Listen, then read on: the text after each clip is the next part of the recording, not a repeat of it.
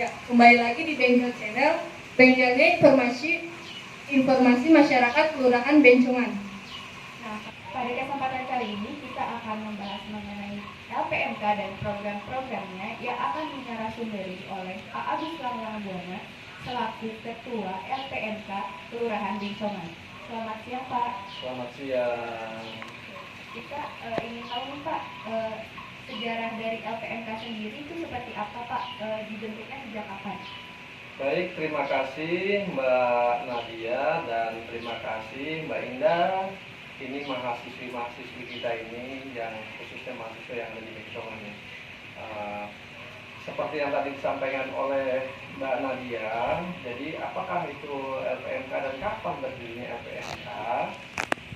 Kalau kita cermati, LPMK itu adalah merupakan suatu wadah, Mbak Nadia, suatu wadah di mana ada prakarsa-prakarsa masyarakat, khususnya di lingkungan Kelurahan Bencongan ini, karena kita LPMK ini sebagai mitra kerja daripada Kelurahan Bencongan. Jadi untuk mewujudkan aspirasi masyarakat Kelurahan Bencongan, maka LPMK harus bisa mendobrak apa yang dilakukan oleh Kelurahan Bencongan.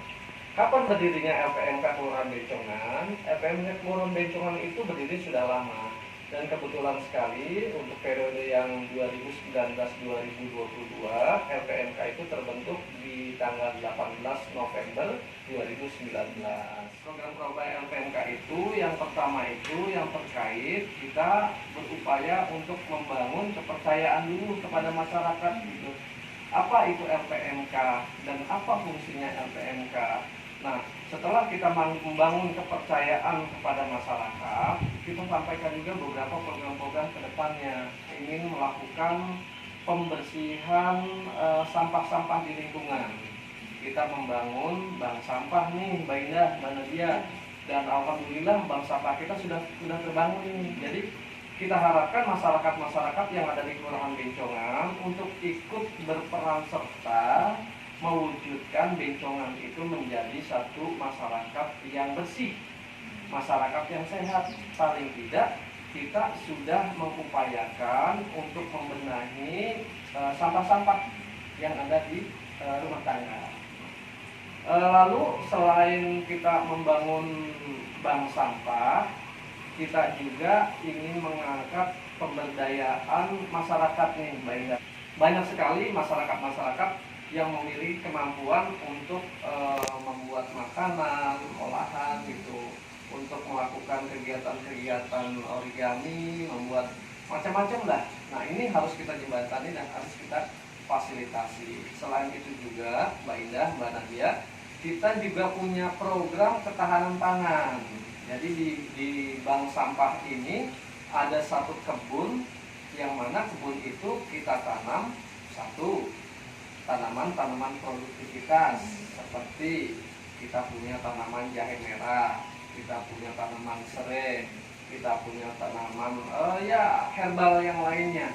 Dan selanjutnya Mbak Nadia, Mbak Indah, kita juga punya tanaman-tanaman ketahanan pangan. Apa itu? Yaitu tanaman berupa tanaman cabai, tanaman bawang, pisang, terus beberapa tanaman-tanaman yang lainnya yang mungkin kalau kita satu persatu kita sebut agak banyak nih, Mbak Nadia, Mbak Indah.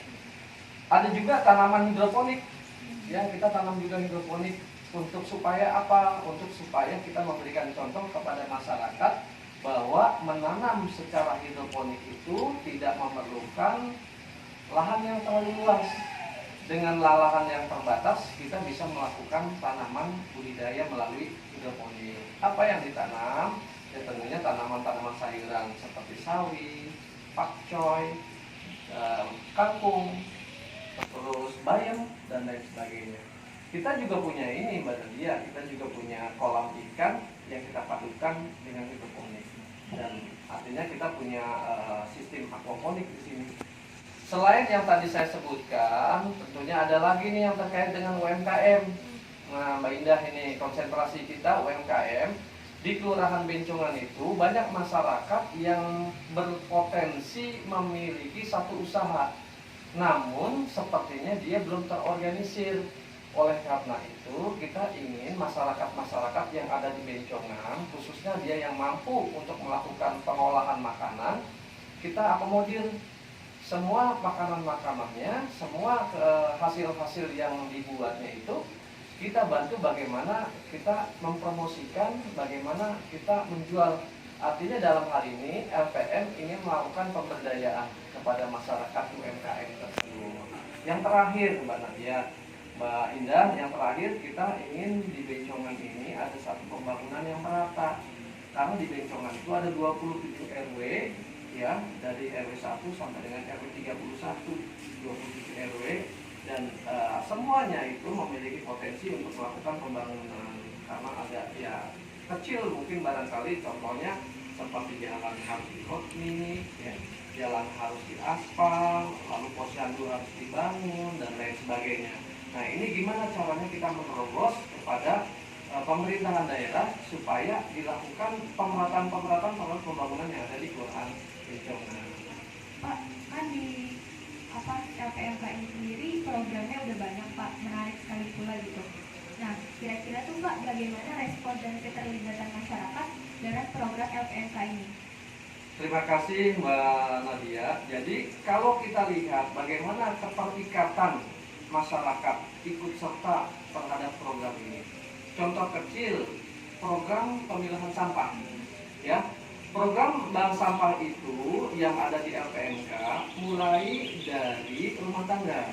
Rumah tangga itu diharapkan sudah bisa memilih dan memilah sampah mana yang akan menjadi sesuatu yang produktif.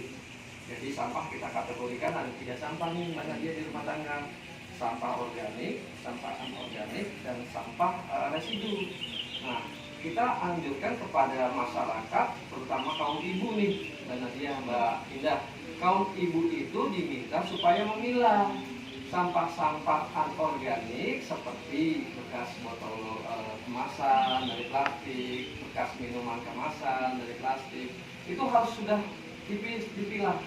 Jadi budayakan sejak saat ini untuk melakukan pemilahan dari rumah tangga. Nanti dibawa kemana setelah dipilah? Dibawa ke bank sampah.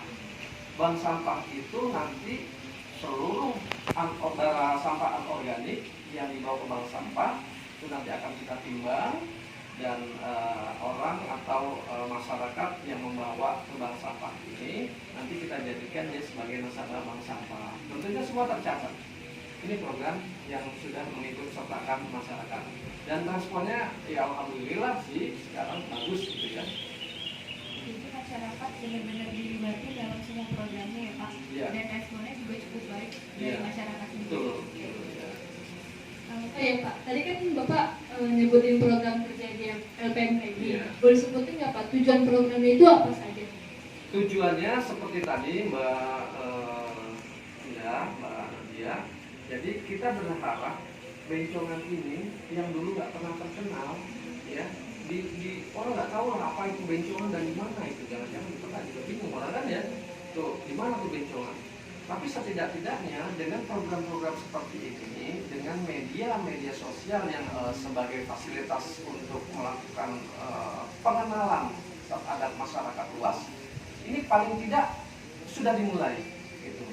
Contoh kecil, ketika kita membangun bank sampah, lalu kita berupaya semaksimal mungkin mengajak masyarakat di Kelurahan Bencongan untuk seluruh terlibat, dan kita kirim berbagai kegiatan-kegiatan ke seluruh masyarakat sehingga ini sudah mulai terangkat. Oh, ternyata ada di Bencongan itu beda loh dengan kelurahan yang lain. Di Bencongan sudah ada bank sampahnya gitu.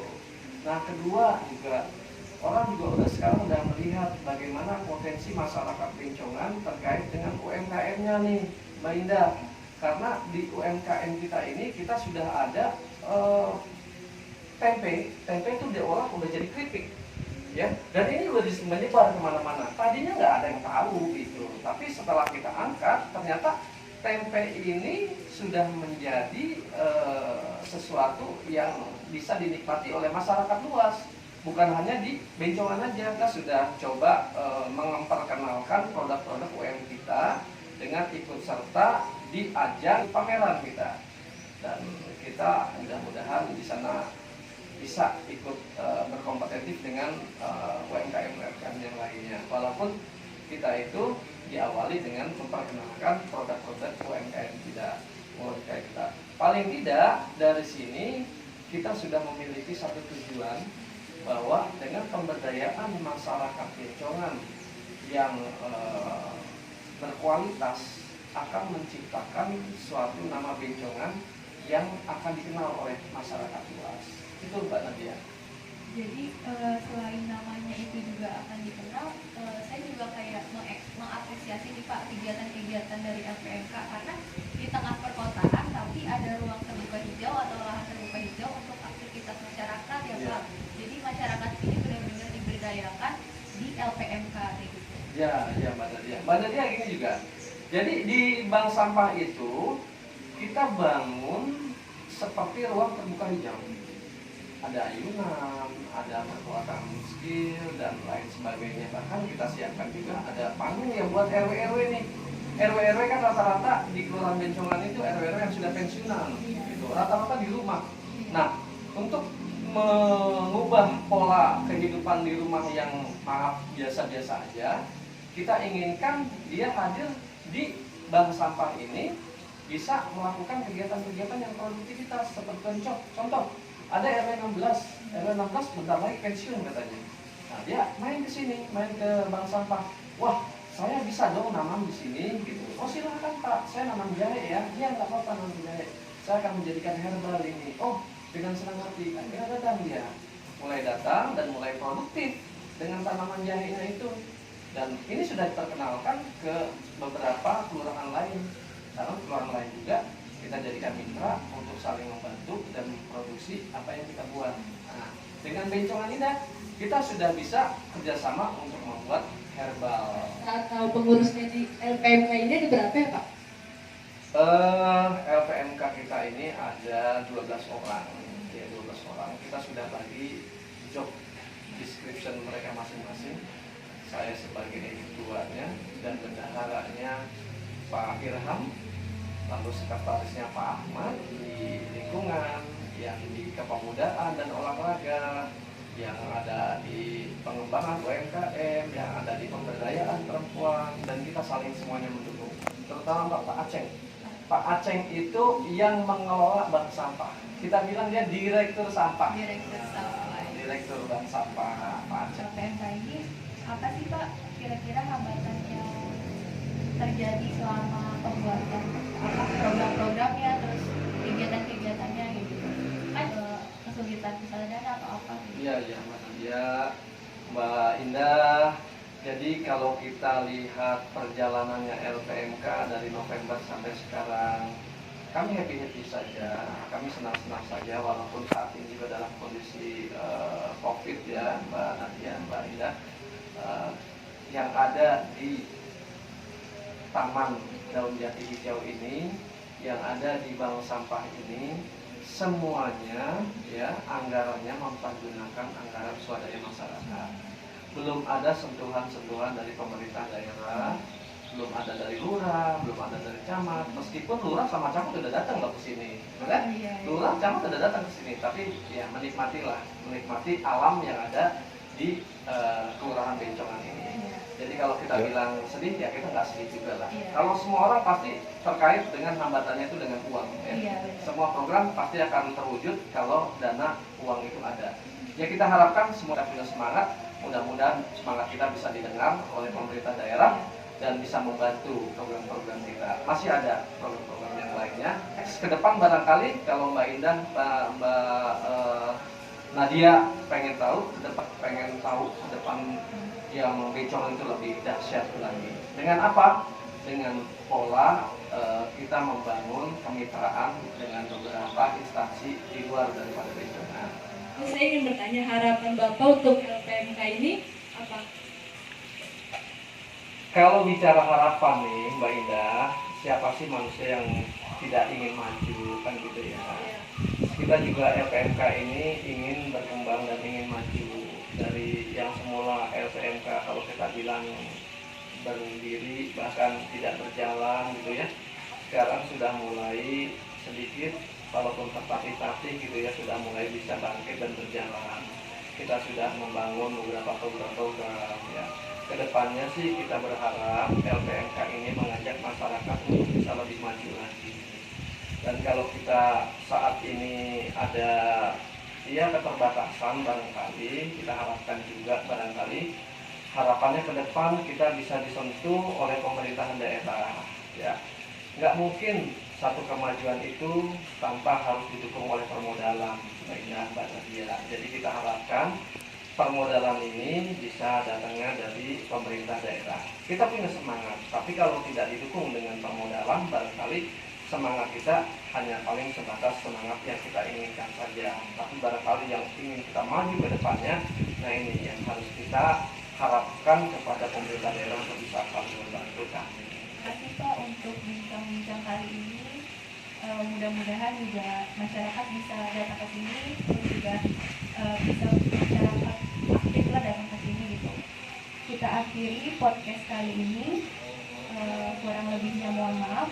Wassalamualaikum warahmatullahi wabarakatuh.